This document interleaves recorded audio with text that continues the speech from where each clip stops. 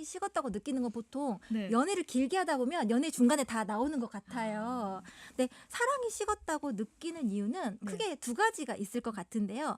첫 번째는 나 안 두근거려. 이제 안 사랑하나 봐. 나 그 사람에 대한 사랑이 식었나 봐. 하는 게 첫 번째고요. 두 번째는 그 사람 변했다? 예전이랑 나를 대하는 게 달라졌어.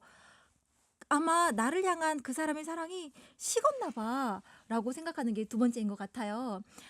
근데 저희 부부도 연애할 때 이런 상황이 있었거든요. 근데 박 목사님이랑 연애할 때요. 연애 초기에는 저만 보면 웃어요. 그러니까 막 밖에 나가서 어떤 안 좋은 일이 있어도 그냥 탁 얼굴을 마주하면 싹 풀어졌어요. 심지어 제가 병 고치는 은사가 있는 줄 알았어요. 아팠는데 제가 병문안을 가니까 낫더라고요.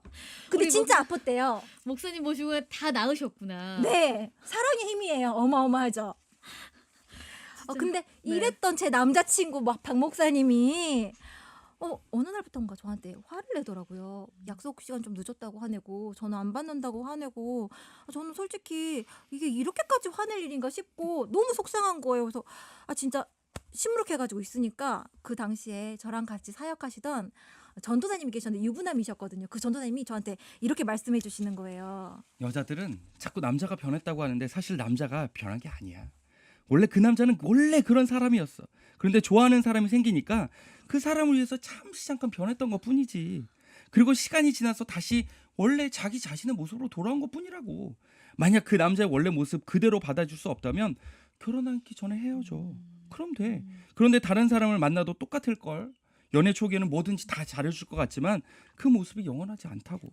언젠가 그 남자의 원래 모습이 다시 나타날 거라는 거야. 근데 진짜 거의 이렇게 말했어요. 이게 거의 12년 전에 들은 이야기인데 네. 정말 제 마음에 콱 박혔거든요. 이게 이 사람이 원래 모습이고 이거 인정하지 못하면 나는 결혼하지 못하는 거구나. 다른 남자도 어차피 비슷하겠구나. 사랑은 모든 것을 다 감싸주고 허다 너머를 덮어주는 거잖아요. 맞아요. 내 배우자의 좋은 점이랑 멋진 점 너무 사랑스럽죠. 하지만 약한 점이나 허물까지도 부족한 점까지도 사랑해야 되는 거죠.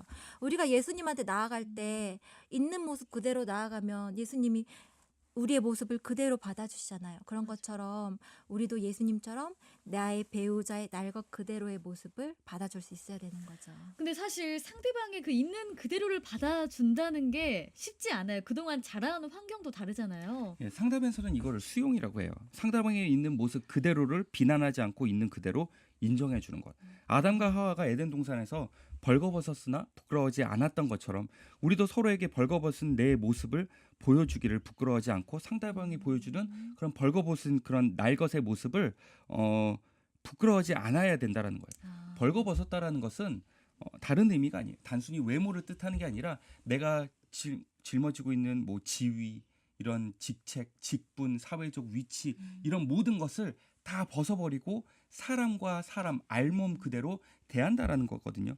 그래서 지금 그 사람의 어린 시절 그리고 지금의 모습 더 나아가 그 사람과 함께할 미래까지도 모두 포함할 수 있게 된다라는 거예요. 그 모든 것을 있는 그대로 수용해 주어야 한다라는 것입니다. 근데 그 수용이요 진짜 쉽지 않아요. 전문 상담실에서 전문 상담가는 할 수 있죠. 왜냐하면 그분들은 공부했잖아요. 그리고 훈련도 되게 많이 받아요. 맞아요. 막 몇백 시간 이렇게 받는데 그리고 또 그분들은 상담하고 돈을 받아요. 그렇죠. 보상이 있죠. 그런데 그리고 또 무엇보다도 그 상담하시는 분들은 같이 안 살잖아요. 일주일에 한 번 보면 네, 돼요. 맞아요. 그리고 그것도 회기를 정해요. 처음부터 우리는 몇 번 정도 보게 될 거예요 하고 이것만 딱 견디면 되는데 근데 그것도 정말 힘들어서 상담하시는 분들도 내 마음을 지키려고 주기적으로 상담 받으시고 마음을 다스리시거든요. 근데 우리는 아니잖아요. 우리는 훈련 받은 것도 아니고 전문적으로 공부하는 것도 아니고 내가 내 배우자를 오래 참는다고 해서 인내한다고 해서 온유하게 해준다고 해서 사례를 받는 것도 아니고 또 내 마음을 돌보려고 치료를 받지도 않고 있죠. 상담받고 있지도 않죠. 그렇죠. 이 서로를 있는 그대로 수용해야 된다고 하셨는데 또 지금은 수용을 하는 게 또 쉽지도 않고 어떻게 해야 될지 잘 모르겠는데 이 상대방을 수용할 수 있는 방법 어떤 게 있을까요? 예, 수용이 정말 어려워요.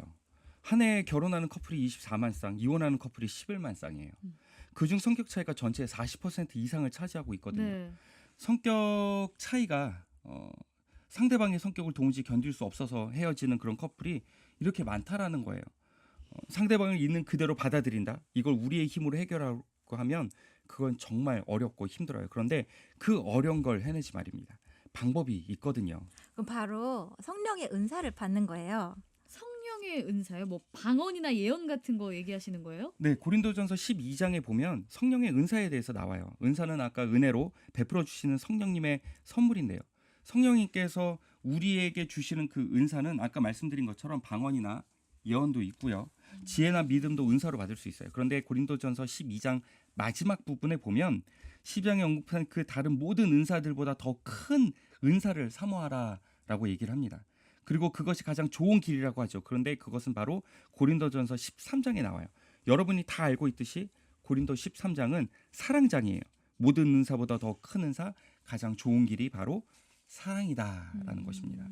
그리고 그 사랑의 은사를 받게 되면 모든 것을 참고 모든 것을 믿으며 모든 것을 바라고 모든 것을 견딜 수 있게 돼요. 네. 참된 사랑은 사람의 힘이나 의지에서 나오는 게 아니라 하나님으로부터 나오는 거죠. 마치 밤하늘의 달이 햇빛을 반사해서 지구에 비추어 주는 것처럼 네. 우리도 스스로 빛을 내는 게 아니라 하나님께 받은 사랑을 반사해서 세상을 비추고 이웃을 비추고 내 가정을 비추는 거죠. 이 참된 사랑은 달빛과 같다는 말씀이 참 인상적인데요. 그럼 이 사랑의 은사를 받기를 구하면 사랑은 완성되는 건가요? 성령께서 우리에게 사랑의 은사를 주시면 우리는 사랑할 수 있어요. 하지만 우리는 사랑을 배우고 익히고 또 연습을 해야 되는 거예요. 네. 사랑은 기술이에요. 하나님이 우리에게 주신 사랑을 효과적으로 표현하기 위해 기술이 필요한 거죠. 네. 그러니까 하나님이 우리에게 주시는 사랑은 진실한 사랑의 마음의 핵심이죠. 근데 제가 초등학교 때 도덕책에서 보았던 내용인데요. 네. 어떤 친구가 선생님을 좋아해요. 그런데 부끄러워요. 그래서 인사를 못했어요. 좋은 마음은 가지고 있지만 인사하지 못했으니까 선생님은 알지 못하는 거죠. 이 친구의 그쵸. 마음을요. 그런데 어떤 친구는 인사는 아주 예의 바르게 잘해요. 그래서 선생님도 너무 좋고 어른들도 야, 너 정말 예의 바른 어린이구나 하고 칭찬을 받았어요. 그런데 그 아이의 마음은 진실되지 못하잖아요. 그러니까 마음과 행동 두 개가 다 중요한 거예요. 근데 이 마음과 행동이 다 중요하다 이런 말씀이 성경에도 있어요. 네. 역시 고린도전서 13장 말씀이에요. 내가 가진 모든 재산을 털어서 이웃에게 나누어 줬어요. 그런데 그 안에 사랑이 없다면 아무것도 아니다라는 거예요. 내 몸을 불사르게 내어 주었어요. 불이 난 곳에 뛰어들어 사람을 구하거나 혹은 물에 빠진 사람을 구해줬어요. 그리고 내 생명을 버렸는데 그런데 이렇게 엄청난 일을 해도 그 안에 사랑이 없다면 나에게는 아무런 유익이 없다라는 거예요. 훌륭한 행동을 했어도 그 안에서 마음이 없다면 소용이 없다라는 거예요. 또한 요한일서 3장 18절에 보면 말과 혀로만 사랑하지 말고 행함과 진실함으로 하자라고 하거든요. 진실함만 중요한 것이 아니라 행함도 또 중요하다라는 거예요. 하나님으로부터 받은 그 사랑의 진실함을 표현해야 되는데 표현을 효과적으로 하려면 사랑을 배우고 노력하고 연습하는 게 필요하다는 거죠. 제가 엄마가 되어서 자녀를 사랑하죠. 어느 누구도 그거 아니라고 할 수 없을 거예요. 하지만 자녀 양육하는 방법을 배우고 대화하는 방법을 배우고 사랑을 표현하는 방법을 배우는 건 내 자녀를 사랑하지 않아서가 아니라 어떻게 하면 더 효과적으로 내 아이가 사랑받는다고 느낄 수 있도록 하기 위해서 배우는 거잖아요. 네. 에릭 프롬이라는 사회심리학자는 사랑의 기술이라는 책을 썼는데요.